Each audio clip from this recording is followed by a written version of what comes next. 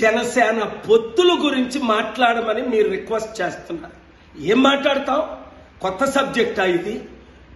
పవన్ కళ్యాణ్ 25 సీట్లకు అమ్ముడుపోతాడని 100 సార్లు చెప్పారు.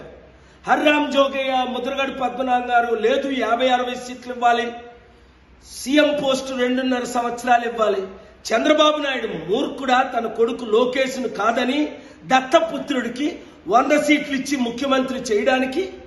కాపులు బీసీల పట్ల న్యాయం చేశాడు ఎప్పుడైనా చంద్రబాబు నాయుడు? ఈరోజు 94 సీట్లు టీడీపీ ప్రకటించింది. బీసీలకేది ప్రథమ స్థానం ఉందా?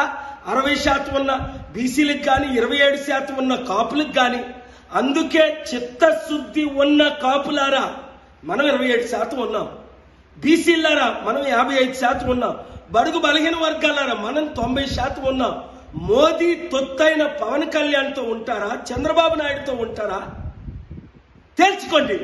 లేదా ప్రపంచాన్ని అభివృద్ధి చేసి శాసించి దేవుడు పంపగా వచ్చిన ప్రజాశాంతి పార్టీతో ఉంటారా?